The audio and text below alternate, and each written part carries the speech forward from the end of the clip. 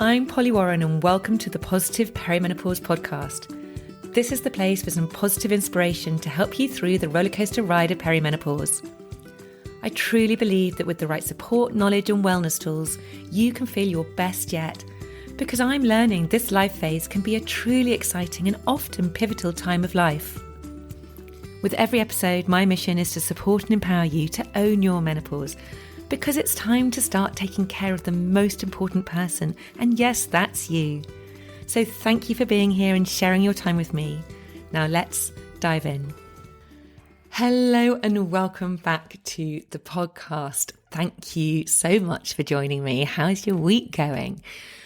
Before I get started today, I just want to say a massive thank you to those of you who have taken the time and written to me either via Instagram, you've emailed me, it might have been through Facebook, to say how much you are enjoying this podcast. Now, honestly, your messages mean the absolute world to me, more than you could possibly know.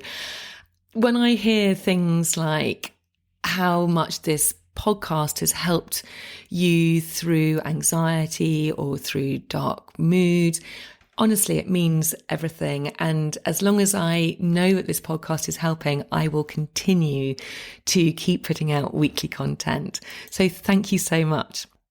I also want to say that if you are enjoying this podcast and if you do feel compelled to write to me and tell me, which is wonderful, and please do continue to do this, it would also be absolutely incredible if you could just take 5 minutes of your time to rate and review this podcast, because that makes such a difference to how this podcast gets out there. So for some reason in the podcast world, it's the reviews and it's the ratings which decide how popular your podcast is. So the number one podcasts have got the most rates and the most reviews. So to be able to help this podcast grow and get out there, it would just be incredible if you could leave me a review. It takes 5 minutes and to rate it. Now, I think you can rate it on most podcast platforms, but to actually write a review, I think it's only Apple Podcasts where you can do that. But honestly, if you could spend 5 minutes, I would be super, super grateful. But please don't stop your messages coming into me either, because I do absolutely love getting them. And also, I just can't believe as well that this week, this podcast hit 30,000 downloads, which just honestly has blown my mind. I started this podcast hoping that maybe I might have 5 people listen. And I thought if I can help 5 people, that would be amazing. And just week on week, it's steadily growing. So thank you for your support. It is absolutely mind-blowing. Today, I am doing a solo episode. So you've just got me, and I'm going to be talking all about blood sugar, because reducing spikes in blood sugar is probably one of the most single important things you can actually take control of, which will not only help improve your perimenopause symptoms, but it will also improve your long-term health. So let's just start by talking about what is blood sugar. Well, very simply, your blood sugar level is the amount of sugar that you have in your blood. And for you to remain healthy, it needs to be kept within certain parameters. I always like to think of it as sort of a green safety zone. Pretty much any nutritional therapist will tell you that balancing blood sugar is the key to so many issues, such as irritability, low mood, low energy, erratic moods, insomnia, waking up in the middle of the night, weight gain, heart palpitations, anxiety. I mean, the list really does go on. And I've recently also read a book, and it's an international best-selling book by Jessie Inchauspé, who's otherwise known as the Glucose Goddess. And I really highly recommend that you go and look her up on Instagram. I think it's at Glucose Goddess. Because in my opinion, she's absolutely amazing. She has an incredible ability to turn quite complex science into simple language. She communicates it so clearly. She's got brilliant graphics which show you how what you eat really can affect your blood sugar spikes. So a lot of what I'm going to be sharing with you today comes from Jessie, but also a lot comes from my health coach training and also the numerous other books I've read about health and about menopause. So in Jessie's book, she tells us that 90% of the population has glucose spikes every single day without knowing it. And it's these spikes that can lead to many of the symptoms I've just mentioned, and over time can lead to many further long-term illnesses such as type 2 diabetes, Alzheimer's, heart disease. So everybody benefits from flattening their glucose curves, and in particularly during perimenopause and menopause, because it really affects our hormones as well, which I'm going to be talking about in more detail a bit later on. So let's just talk about what I mean by a glucose spike. So glucose is your body's preferred energy source. So it's really very important. And the best way to get glucose, which is sugar, basically. The best way to get glucose into the body is by eating starchy foods such as bread, pasta, rice, potatoes, and sweet foods. And since glucose is your energy source, you might think, well, I'll eat more glucose and then I'll have more energy. Unfortunately, that's not the case. It's a bit like if you give a plant too much water and it drowns. When you give the body too much glucose, problems really start to pile up. So overall, it's about reducing the glucose spikes in our body so that we can feel better and be healthier. So let's just talk about how blood sugar levels work and what the blood sugar roller coaster is. So let's think about when you eat something, it could be sweet or starchy. What it does, it leads to a surge in your blood sugar. So a surge in glucose coming into the body. Your body responds by producing high levels of insulin. Now, you probably heard of insulin. It's the hormone responsible for getting the glucose or sugar, same thing, out of your blood and into your fat or muscle cells.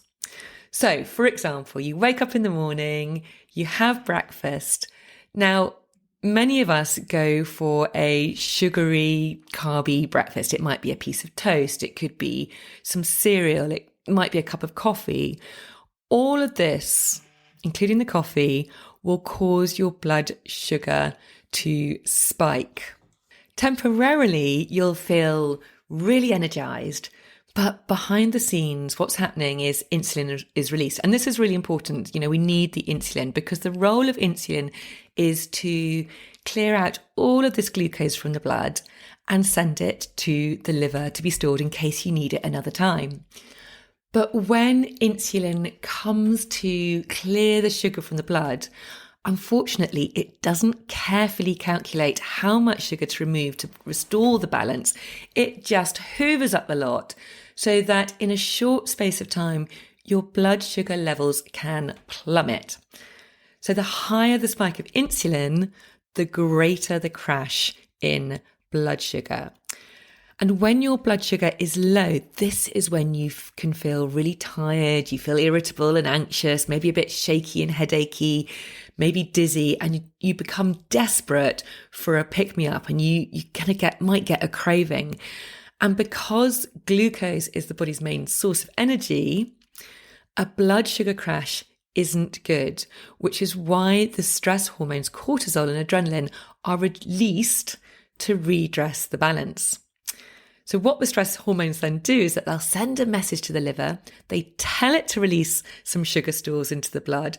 So your blood sugar levels, your glucose levels can get back into the green safety zone. And at the same time as this, the stress hormones cortisol also generates this really powerful craving for something sugary or something carby, even possibly a cup of coffee or a glass of wine. But it will be something that your body instinctively knows will give you that quick fix because it wants to restore glucose levels to a balanced place, to that green safety zone. So it's a double whammy. Firstly, the liver releases the sugar stools, and so you get more glucose in your bloodstream again. And secondly, you'll grab a sugary snack, and instead of settling back within the nice sort of balanced zone, your blood sugar will spike again, and the whole process starts all over again. So you can see it's really hard to get off the blood sugar roller coaster once you've jumped on board. And you can also see how cortisol is being constantly released, which is interfering with the production of your much needed estrogen and progesterone and adding more stress to the adrenal glands, which once your ovaries stop producing so much of these hormones, this is where these hormones are produced. So it's really, really, really important.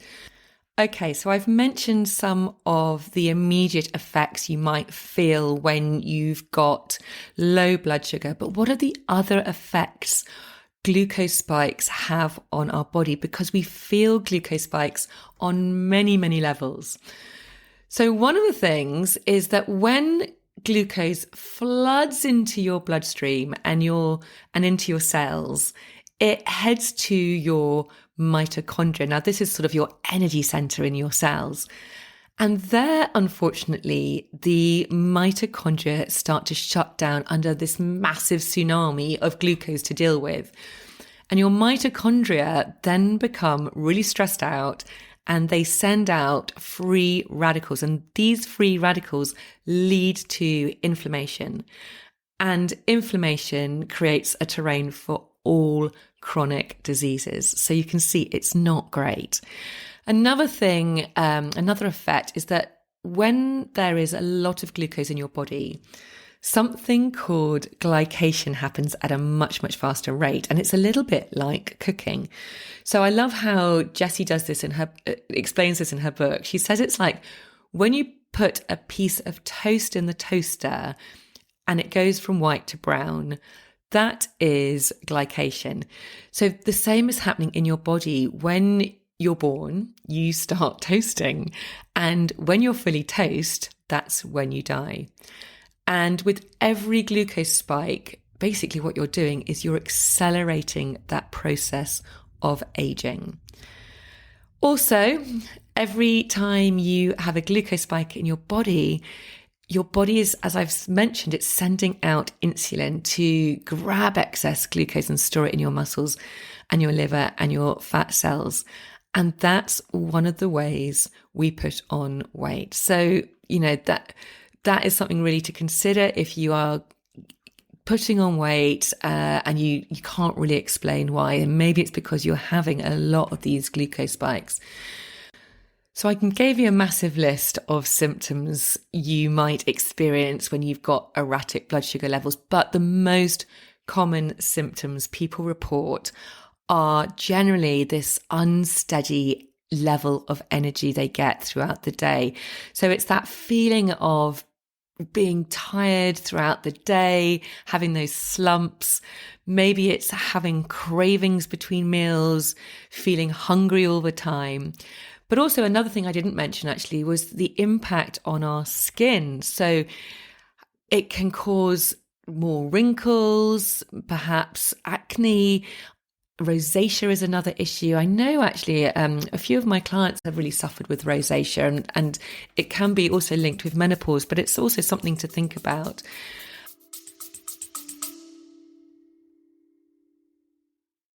A very quick break to ask you to hit the follow or subscribe button if you haven't already. And if you're enjoying this episode, I'd be super grateful if you could hit those stars and rate it too. Thank you.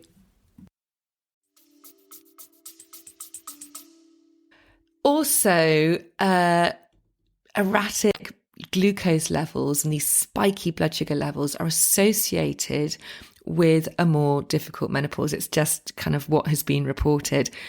And polycystic ovaries. So there are so many things which having these spiky blood sugar levels can cause.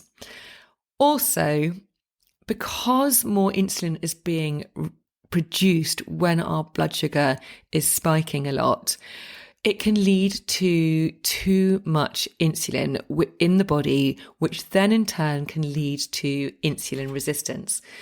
Unfortunately, the same thing as too much water for the plants, too much insulin also causes issues.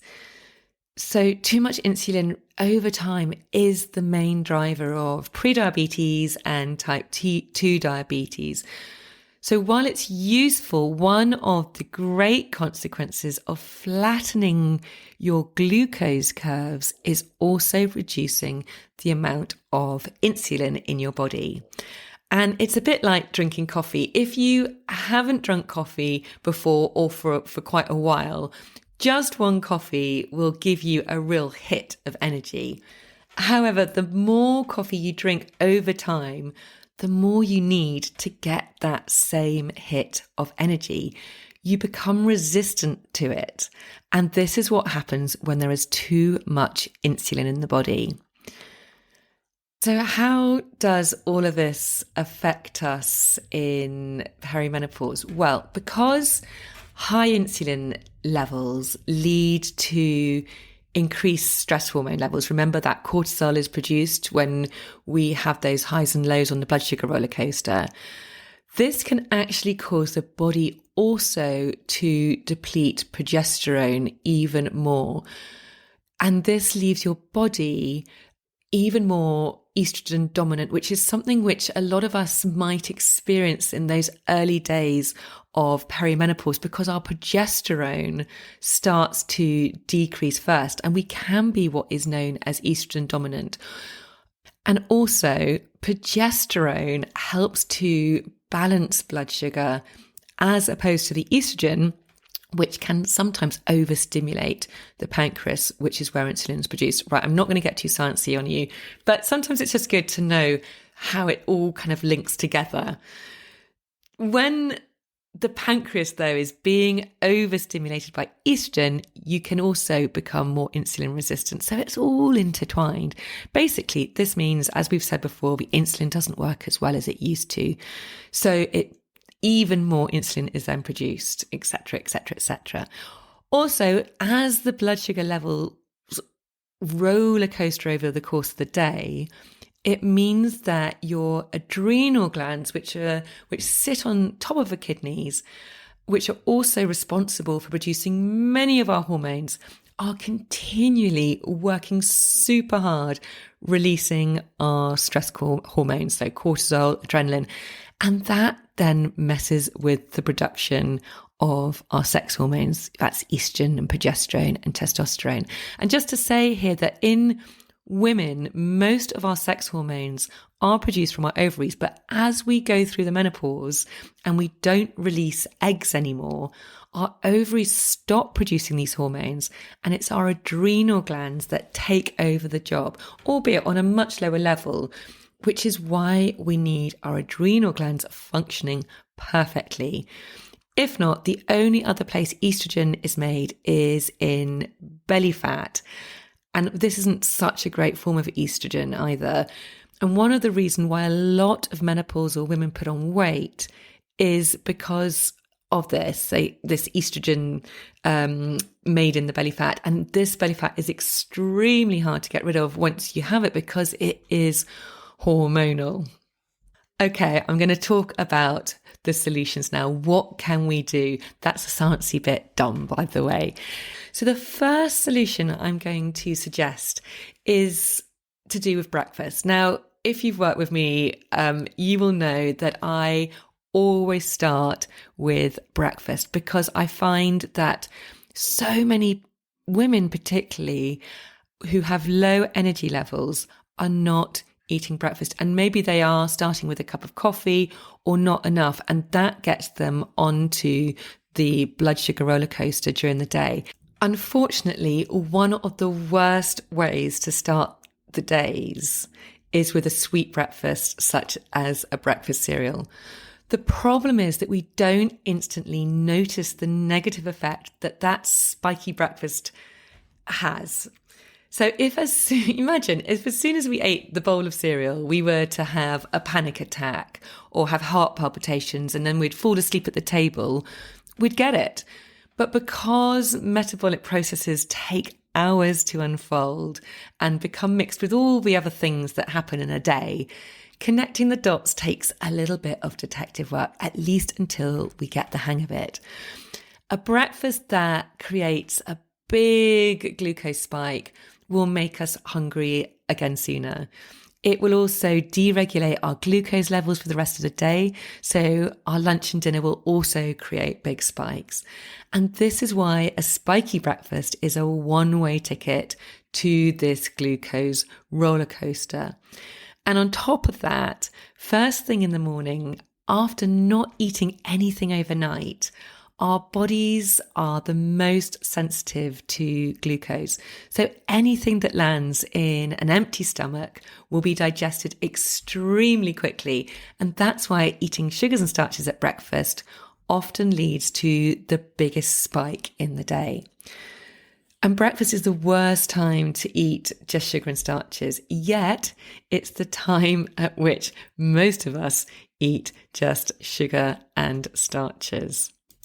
So if we can get breakfast right and we start the day well, honestly, it makes a huge difference. And everybody always reports back to me, my goodness, I can't believe such a simple thing has made me feel so much more energized. My cravings have dropped away. So if you do one thing, I highly recommend starting with breakfast. Now, Jessie suggests in her book that you go in an ideal world for a savory breakfast, not a sweet breakfast, which I was like, oh gosh, because I have been eating a similar breakfast for a very long time. And my breakfast is generally fruit, mainly berries, Greek yogurt, whole fat Greek yogurt, nuts and seeds, ground linseed, chia seeds, and maybe some sugar-free granola. And to be honest, for me, that absolutely works. It keeps me full until lunchtime. I feel my energy levels are stable. If you want to go the whole hog though, go perhaps for a savory breakfast instead. The science shows that if you take 2 breakfasts of equal number of calories, one is sweet and one is savory, the sweet one is going to make a big glucose spike in your body. You're going to be hungry again faster, and you're going to have cravings for the rest of the day. And you're going to have less available energy for your body. But with a savory breakfast, first, you'll have a smaller glucose spike, you'll feel fuller for longer, and your energy is steadier. So if you really want to go for it, go savory. The most important thing though is to make sure it contains enough protein. One of the best ways to swerve blood sugar spikes is to load your plate with protein. Eating protein is akin to putting coal onto a fire in terms of energy. The flames don't burn as bright as they would with wood or petrol, but they kick off more heat and they last for longer. This provides a really slow drip feed of energy, and it also increases heat in your body, which helps with those feelings of fullness as well. By contrast, eating sugar is a bit like putting petrol onto a fire. The flames burn super brightly and they kick out loads of heat, but they don't last as long. And the flames diminish much faster after that initial burst, which is like what happens to your glucose levels as well.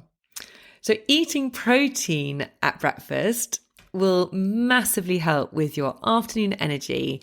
So it's really something worth considering. So high protein foods include things like eggs, lean meat, oily fish, organic yogurt, make sure it's full fat, pulses, tofu, nuts, seeds, quinoa.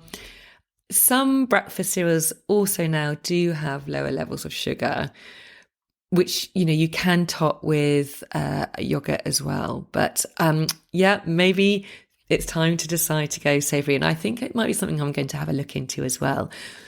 So porridge obviously can be quite carby, but to make it less carb heavy and to increase the healthy fats and protein, you again can try adding things like linseed. Ground linseed is a brilliant phytoestrogen. It can really help balance hormones. So I'm a great believer in that. Things like chia seeds, the nuts. I mean, with me, I put on generally pumpkin seeds, sunflower seeds, maybe some almonds or some walnuts. You can also add cinnamon too. That helps stabilize the glucose levels. Maybe finish with a dollop of full fat organic yogurt. You can also consider things like eggs, any sort of eggs. Or you can also maybe have avocado for some healthy fats. So there's lots and lots of different variations, things to think about. For anyone who is a coffee lover, I mean, you may not want to hear this, but this can also be very helpful. Consider swapping your coffee for hot water and lemon first thing in the morning, because coffee will spike your blood sugar and get you on that roller coaster. So maybe when you wake up, have a cup of warm water with lemon instead. And if you do want to have coffee, have it at the end of your breakfast, because that the breakfast will help keep those glucose levels steady. In the lemon juice, though, that lemon juice does also help stimulate your digestive juices, so it can be really super useful. And don't forget, herbal teas can be brilliant in place of a cup of coffee, because they don't really have any effect other than giving you much needed hydration. So maybe consider those as well. I'm not saying don't drink coffee, but if you do drink coffee, drink it either with a meal or even better towards the end of a meal. Okay, on to the second solution. Now, this is something I am starting to try for myself.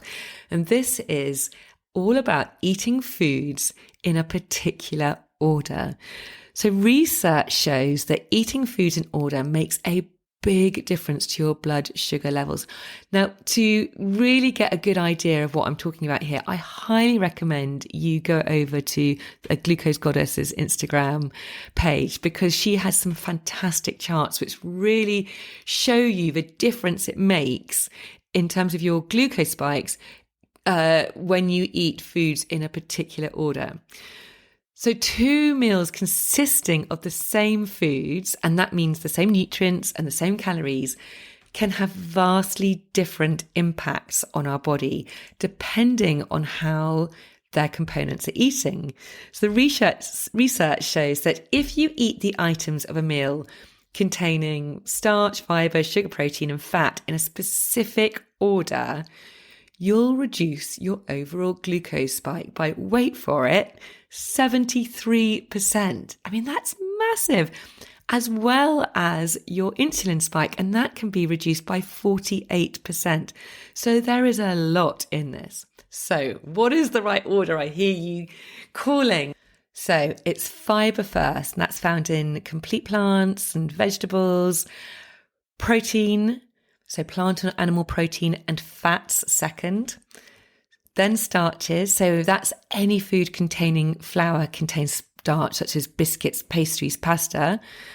Starch is turned into glucose extremely quickly in our body, and then it's sugars last. So that's fiber first, protein and healthy fats second, and then starch, and then sugar.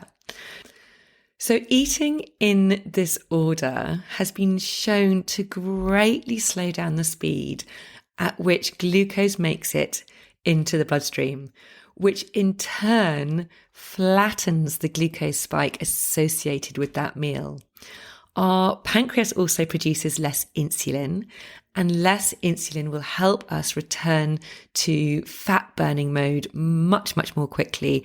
And the results of which will include losing weight if that's something which you want to do. So according to the researchers, the effect of this sequencing is comparable to the effects of diabetes medications that are prescribed to lower glucose spikes. A study also from 2016 proved this definitively. So there were two groups who had type 2 diabetes, and they were given a standard diet for 8 weeks and asked to either eat their food in the right order or eat it however they pleased. And the group who ate their food in this order, the right order, shall we say, started reversing their type 2 diabetes. And the other group eating exactly the same food and same number of calories, but in no particular order, didn't see an improvement in their condition. I mean, honestly, it's amazing, isn't it? So I'm going to try this myself. But in Jessie's book, she does give some case studies of, there's one case study of a woman who tried eating in this order. She absolutely felt like her energy levels were back with, she had better energy she'd had for ages. She found that she was no longer waking up around 4:00. She had more energy when she woke up. She said she felt really well rested and all her cravings just disappeared. And this is not by changing what she was eating. It was just how she was eating it. It was getting to the root of the problem, and the roller coaster ride of spiky glucose levels came to a gentle stop. So it really is. I think it's amazing, and definitely something I'm going to try more of myself. Research has also shown that in postmenopausal women, a diet with fewer glucose spikes is associated with a lower incidence in insomnia. And we all know that insomnia can be a massive problem during perimenopause. And, when we sleep better, we make better choices, and it's easier to find the motivation to do good for ourselves. And also, it's also been shown that you'll lose weight even though you're eating the same foods, but just in a different order.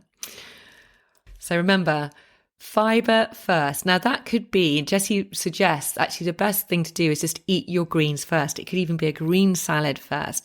Then you're going to eat your protein and your fats, then your starches, and finally your sugars. All right, solution number 3, very simple one. After you eat, move. So if we sit on a chair for an hour after eating cake, the glucose will just simply accumulate in our body and cause a spike. However, if we move our body instead, the glucose will almost immediately be used up by our muscles. It won't accumulate and cause a spike. In many ancient traditions, they always recommend doing some sort of movement after you eat. It simply could be a 10-minute walk. It could be having a little dance in your kitchen. It could be doing a series of stretches. It could be going up and down the stairs a few times. But again, it's something so simple. It's not going to cost you money, and it could make all the difference. My 4th solution is about snacking. I am a big snacker, and I know that when I'm in snacking mode, my blood sugar levels are definitely all over the place. But when I am not, it's because I've started the day well. But, sometimes we do need a snack. So what I would say is save the sweet snack. I'm not saying don't have the sweet snack. I'm saying save it and have it after a meal. Or if you need something there and then, go for a savoury snack. So getting your glucose levels in a good place, it's not about cutting out all the carbs from your diet. It's about learning when to eat them, so the impact on your glucose levels is lessened. Keep the pleasure of the biscuit or the donut, but keep it for the end of the meal. because that way you're not eating it on an empty stomach, but because of everything else in your stomach, the impact on your glucose levels is much, much smaller. So it will create less inflammation and less of that glycation process. Okay, my fifth and final solution is if you do grab something on the go because life is busy and you do go for that savory snack, make sure you include fiber, fat, and protein, because this will keep your glucose levels much more steady. And you can eat and if need be, eat them all together. So, there are lots of nuances with this. The ideal is, try and eat them in a separate order, but otherwise, just make sure you've got fat, fiber, and protein with everything, because it will keep those levels more steady. So, for example, add avocado and cheese to toast, or spread some nut butter on rice cakes and eat some almonds, perhaps before you eat a croissant. So it's just being mindful. So it's not about eating less. It's actually about maybe eating a little bit more. But by eating a little bit more, you'll probably overall eat a lot less, because you're not going to have those cravings and suddenly find that you've devoured a packet of biscuits. So fruit is the last thing I'm going to really talk about. What about fruit? Because fruit does contain sugar. It contains fructose, and apparently fructose really has no benefit to us whatsoever. But there are also, let's not forget, so many benefits of fruit, with vitamins, minerals, nutrients, phytonutrients, anti-inflammatories. So when you do eat fruit, I'm saying don't not eat fruit. Eat whole fruit, because it's the healthiest way to eat fruit, rather than juicing them. But you can go a step further and help yourself some more by combine it with some glucose level flattening friends. So such as, again, as I said, the fat, fiber, protein. So combine your fruit with things like nut butters or full fat yogurt or cheese. I love an apple with a big slab of cheddar cheese. It really is delicious. Berries, however, have the least amount of sugars in them.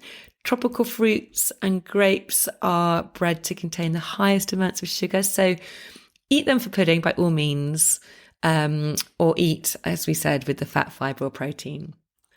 So there we have it today. So let me just quickly recap on those 5 solutions. So the first one is start your day with a breakfast containing protein, healthy fats, and carbs, and consider going savory. Number 2, eat your food in the right order. So that's fiber, proteins, fats, starches, and then sugar. Number 3, after you eat, just move your body for 10 minutes. Number 4, save the sweet snack until the end of a meal. Don't cut it out, but save it to the end of a meal. And number 5, make it a savory snack if you really need to have a snack, and make sure that you add some fiber, fat, and protein to it. I hope you found this useful. I'd love to know what you think, any comments, and particularly if you do adopt some of these solutions, let me know how you get on. You can either DM me on Instagram at Pollywarren Coaching. You can send me an email, info@pollywarren.com, or you can go to my website, pollywarren.com. Thank you so much for listening. I absolutely love chatting along to you. I appreciate how busy you are. And as I said before, it means the absolute world. Take care. Have a wonderful week. And I will speak to you next time. Bye.